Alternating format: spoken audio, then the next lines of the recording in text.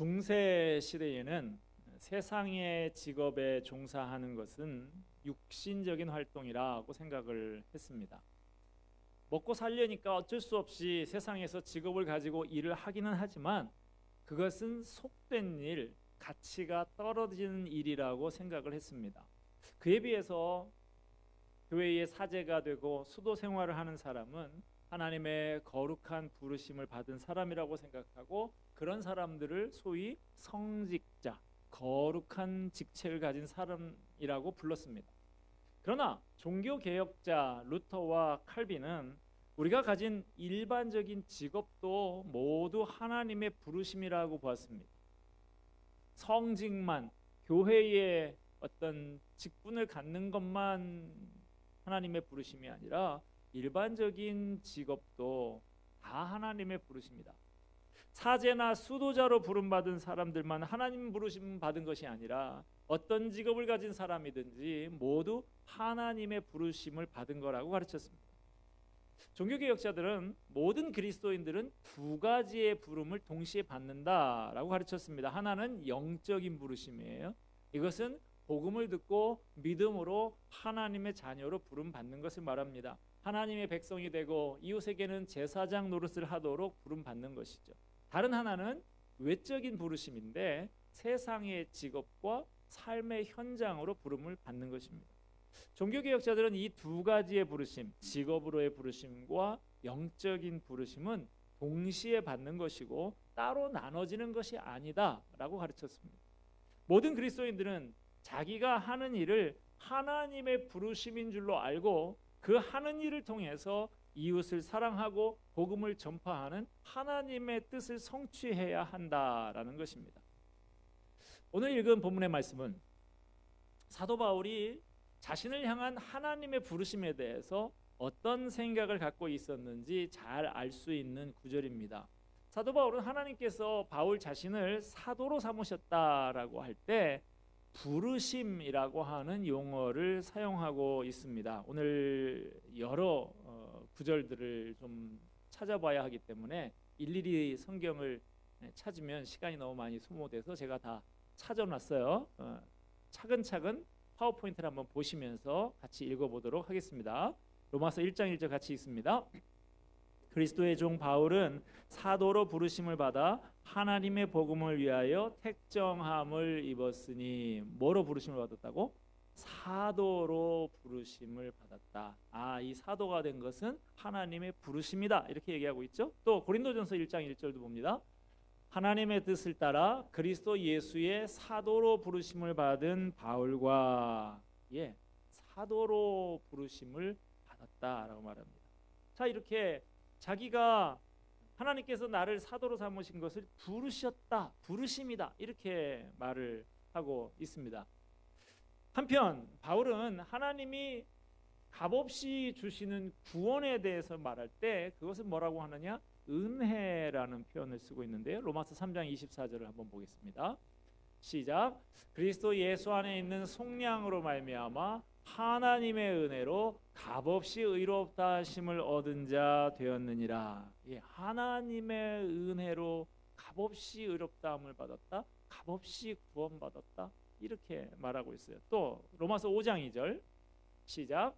또한 그로 말미암아 우리가 믿음으로 서 있는 이 은혜에 들어감을 얻었으며, 믿음으로 서 있는 이 은혜, 이 하나님의 은혜, 이것을 이야기하고 있습니다. 그런데 자, 이렇게 은혜다, 내가 구원받은 것은 하나님의 은혜다라는 이야기를 반복적으로 더 많은 구절들이 있는데 제가 두 개만 선택을 했는데요. 이 은혜라는 용어를 이렇게 내가 구원받았다, 전적으로 내 공로가 아니라 하나님의 은혜다 이렇게 사용하는 이것은 아주 적절한 것 같은데, 이 용어를 자기의 사도직, 아까 부르심이라고 말했던 사도직에 대해서 말할 때도 이 은혜를 사용한다는 사실이에요. 자, 고린도전서 15장 10절 말씀을 보겠습니다. 같이 읽습니다. 그러나 내가 나 된 것은 하나님의 은혜로 된 것이니 내게 주신 그의 은혜가 헛되지 아니하여 내가 모든 사도보다 더 많이 수고하였으나 내가 한 것이 아니요.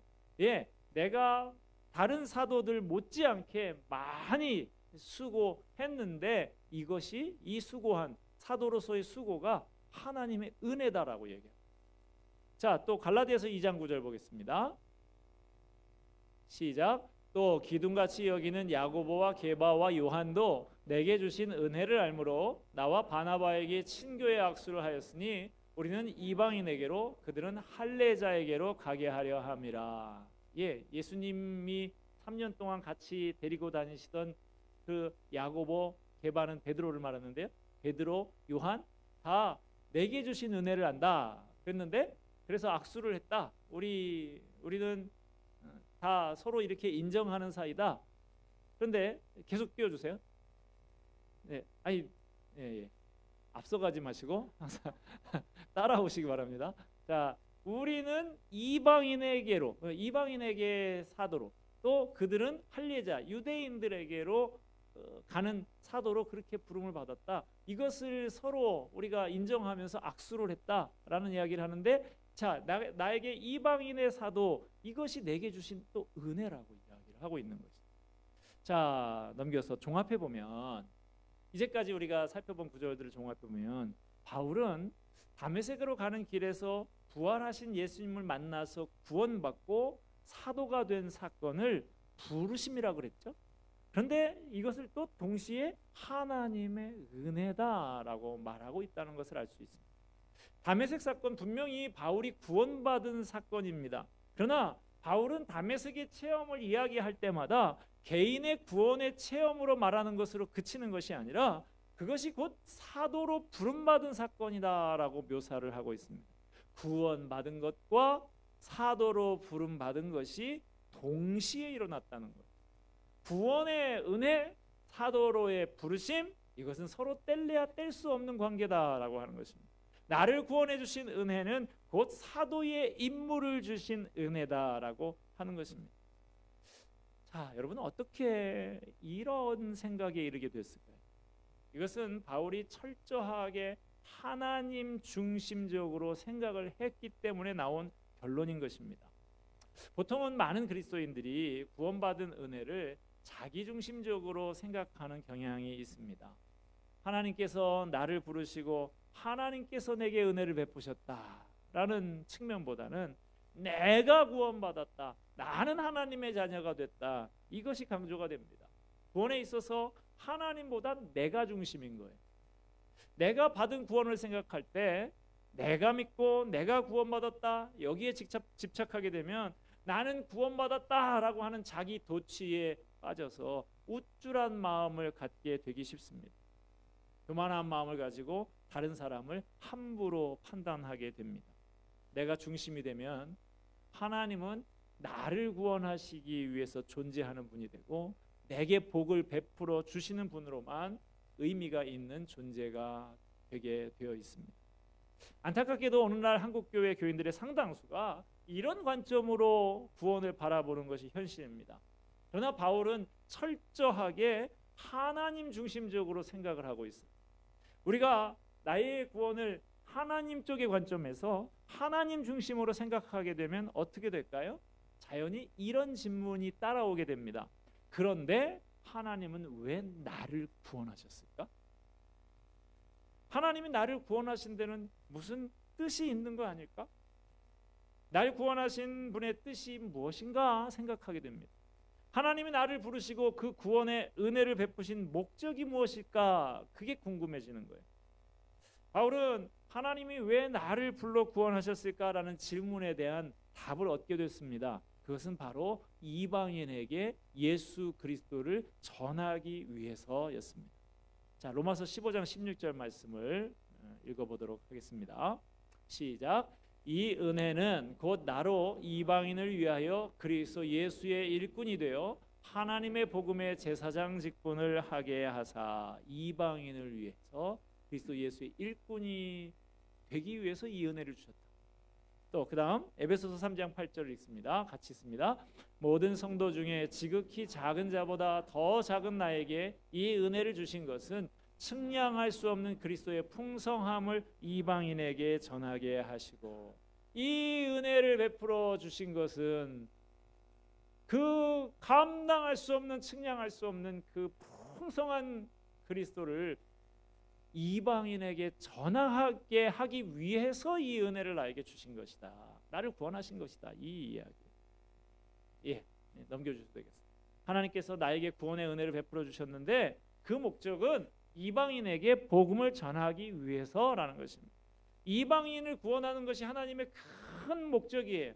그 계획의 하나의 도구로 쓰기 위해서 나를 구원하셨다는 것입니다. 오늘은 사랑방 데이가 돼서 점심 식사를 제공하지 않습니다만은 이제 올라가면 여러분 보통은 저 주방에서 이제 밥을 뜨고 그 위에 국밥으로 우리는 늘 그렇게 식사를 하는데요. 이 국통이, 큰 국통이 있다 보면 중요한 것들은 어디에 있어요? 위에 있어요? 밑에 있어요? 밑에 있어요. 거기서 나를 구원해 달라고 얘네들이 이 고깃 덩어리들이 막 밑에 가라앉아 있는데, 자 그러면 그 고깃 덩어리들을 구원해 내려면 어떻게 해야 돼요? 뭐가 있어야 돼요? 모르세요? 국자가 있어야 돼요. 국자가, 긴 국자가. 그 저 밑에 있는 그 건더기들을 건져내기 위해서는 먼저 국자를 손에 들어야, 그래서 국자를 사용해야 그것들을 건져낼 수 있는 것이죠. 제가 무슨 이야기를 하려고 그러는지 알아들으시겠어요? 그 큰 국통의 밑에 가라앉아 있는 것이, 이것이 하나님이 구원하시고자 하는 이방인들이라는 것입니다. 하나님의 구원의 계획이에요. 그런데 그것을 위해서 먼저 그 구원의 도구로 바울이라고 하는 국자를 들어서 사용하셨다라고 하는 것입니다. 이처럼 바울은 자신의 구원을 하나님 중심적으로 생각한 결과로 이방인을 향한 하나님의 구원 계획을 생각하게 됐고, 나를 그 도구로 쓰기 위해서 하나님이 구원하셨구나 하고 깨닫게 된 거예요. 결국에 바울은 이런 결론을 얻게 됩니다. 결국 나는 그러면 이방인들 덕분에 구원받은 것이 되는구나. 하나님께서 이방인들을 구원하려는 원대한 계획을 갖고 계셨고 그 도구로 사용하려고 바울을 먼저 구원했으니까 결국에 바울은 이방인들 덕택에 구원받을 수 있었다는 거예요. 그러니까 바울은 이방인들에게 단단히 빚을 졌다라고 할 수 있는 것입니다. 물론 하나님의 은혜로 구원받았고 하나님께 먼저 은혜의 빚을 진 것은 틀림없지만 이방인들에게도 일정 부분 빚을 지고 있다는 것입니다. 이방인들 구원 안 할 거였으면 나도 구원할 필요가 없었다라는 결론이 되니까요. 이런 이해를 가지고 오늘 본문의 말씀을 읽어야 오늘 말씀이 제대로 이해가 됩니다. 오늘 우리가 읽은 본문 로마서 1장 14절 15절을 다시 한번 읽도록 하겠습니다. 시작. 헬라인이나 야만인이나 지혜 있는 자나 어리석은 자에게 다 내가 빚진 자라.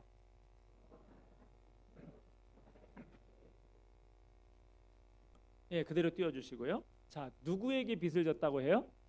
헬라인이나 야만인이나 지혜 있는 자나 어리석은 자에게.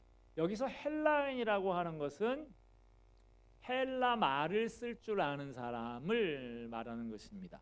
당시에 헬라어를 쓰지 않는 사람은 전부 야만인 취급을 받았어요. 그러니까 헬라인이나 야만인이란 말은 헬라 말 쓸 줄 아는 사람, 헬라 말 쓸 줄 모르는 사람 모두. 그 다음 지혜 있는 자나 어리석은 자에게, 지혜 있는 자라고 하는 것은 당시에 유행하던 그리스 철학, 이것을 공부한 사람을 말하는 것이고, 어리석은 자는 그렇지 못한 무식한 사람, 공부 안 해본 사람, 학교 안 다닌 사람, 가방끈 짧은 사람, 이런 거 말하는 거죠.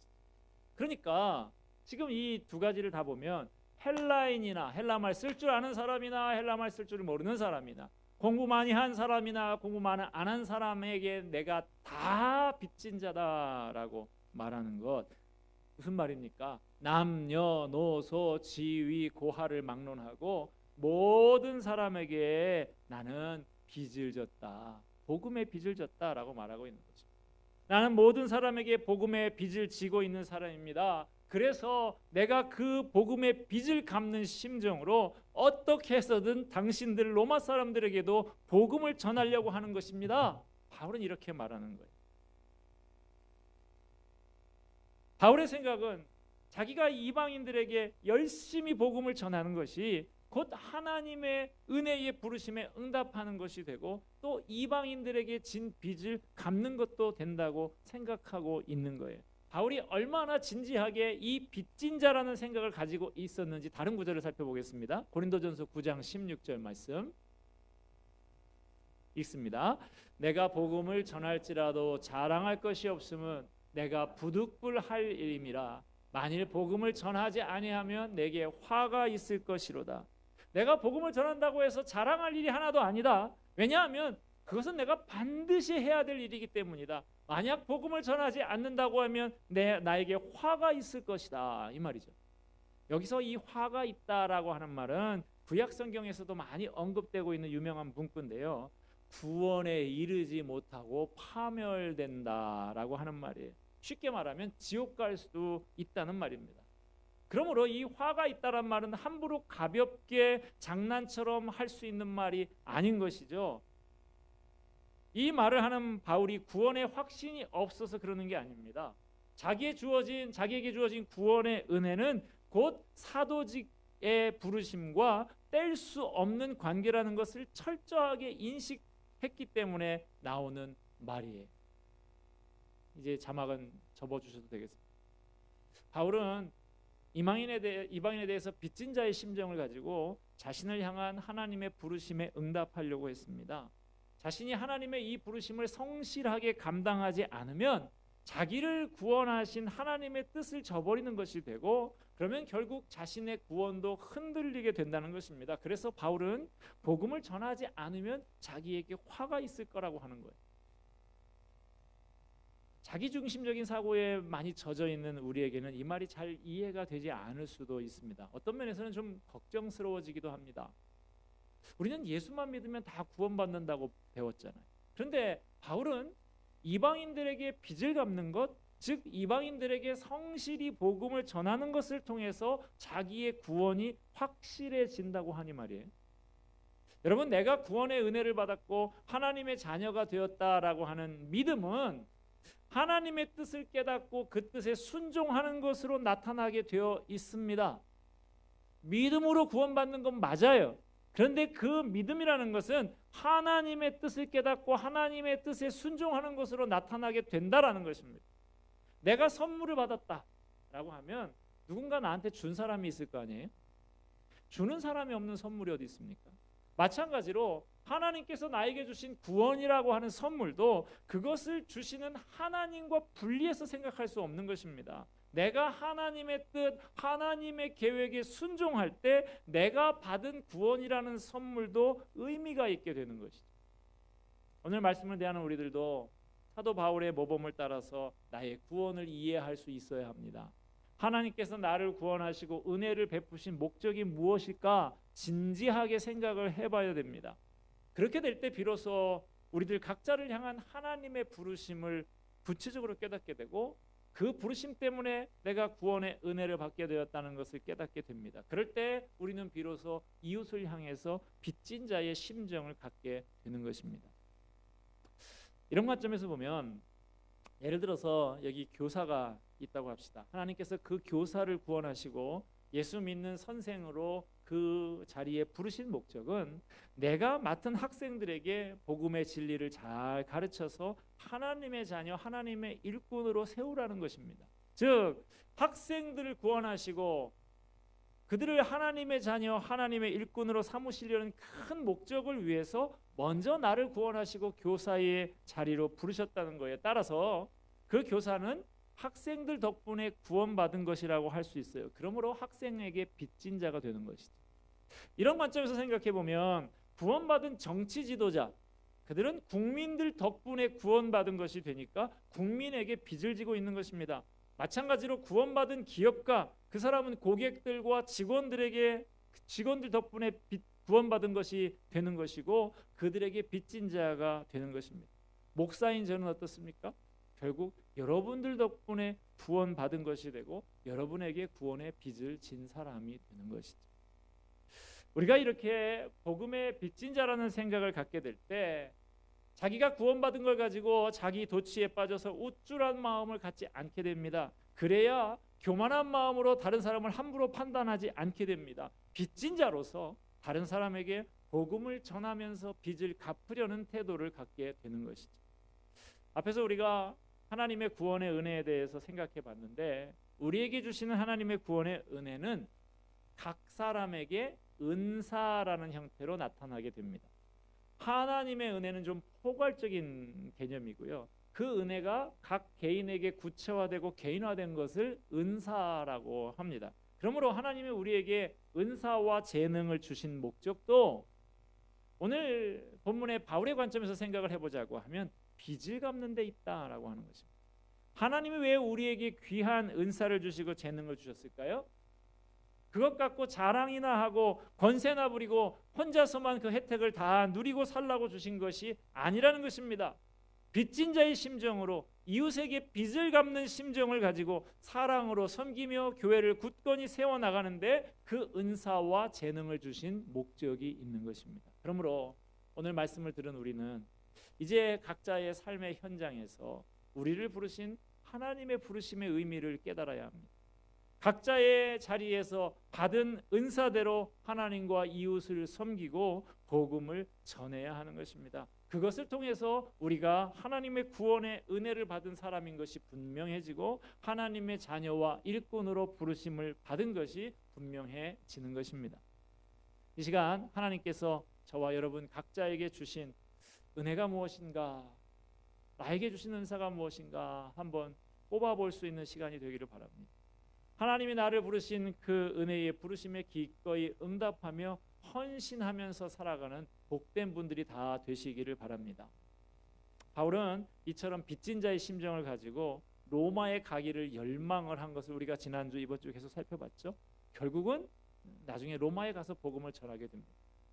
바울을 통해서 바른 복음을 다시 전해 들은 로마 교회는 기적과 같은 복음의 열매를 맺었습니다. 역사 기록에 의하면 AD 64년 정도 되는 로마의 네로의 혹독한 박해가 있었는데 그 당시에 로마의 유대인 그리스도인, 유대인이면서 그리스도인인 사람만 2만 명 이상 되었다라는 기록이 있습니다. 이방인 중에는 당연히 더 많은 그리스도인들이 있었을 거예요. 여러분 중에 로마 여행 중에 가보신 분들도 있겠지만 카타콤이라고 아시죠? 그리스도인들이 그 혹독한 박해를 피해서 땅 속에다가 지하에다가 깊은 곳에 미로를 파고 거기서 예배도 드리고 거기에다가 장례도 치르고 하던 그런 지하 묘지가 카타콤입니다. 로마에만 크고 작은 카타콤이 25곳이나 된다고 그럽니다. 제가 지난 여름에 그 중에 하나인 카타콤, 산 칼리스토의 카타콤에 다녀왔는데요. 안내자의 말에 따르면 그 길이가 저도 깜짝 놀랐어요. 제가 보고 온 건 한 200m 정도 보고 왔는데 그 길이가 총 연장 길이가 20km가 넘는다라고 합니다.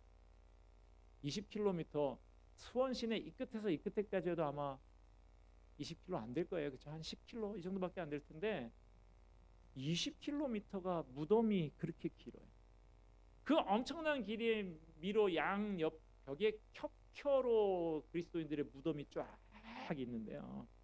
거기에 안치된 그 한 카타콤에 안치된 숫자만 50만 명이라고 합니다. 바울이 복음의 빚진 자의 심정을 가지고 전한 복음에 의해서 얼마나 많은 열매가 생겼는지 우리가 짐작을 할 수 있습니다. 여러분, 사도 바울만 빚진 자가 아니라 우리 모두가 빚진 사람입니다. 하나님의 은혜에 빚진 사람들인 것은 물론이고 이웃들에게도 빚을 진 사람들이다라고 하는 것입니다. 저와 여러분도 바울과 같은 빚진 자 의식을 가지고 살아가기를 바랍니다. 각자의 삶의 현장에서 각자 받은 은사를 가지고 하나님과 이웃을 섬기고 복음을 전하면서 살아갈 수 있게 되기를 바랍니다. 그래서 많은 열매를 내서 하나님을 기쁘게 하십시다. 올 가을에 우리가 또 새생명 축제를 준비하고 있는데 여러분의 삶의 현장 그저 밥벌이만 하는 현장이 되지 않기를 바랍니다. 하나님의 구원 계획 속에 거기에 나를 집어넣으셨습니다. 거기에 가서 복음을 전하라고 우리를 불러주신 것입니다. 이 열매에 풍성한 열매, 바울이 맺었던 로마의 큰 열매처럼 풍성한 열매가 우리 가운데 있기를 바랍니다. 우리 각자는 내가 지금 서 있는 삶의 현장에 두신 하나님의 부르심에 응답하는 삶을 살아야 합니다. 우리 교회도 마찬가지입니다. 이곳에, 이 권선동 땅에, 이 수원 땅에 우리 교회를 두신 하나님의 부르심에 응답하는 교회가 되어야 할 줄로 압니다. 빚진 자 의식을 가지고 우리가 처한 곳에서 하나님의 부르심에 따라 이웃을 섬기고 복음을 전하는 저와 여러분, 우리 교회가 되기를 바랍니다. 기도하겠습니다. 은혜와 사랑이 풍성하신 하나님, 주신 은혜에 감사를 드립니다.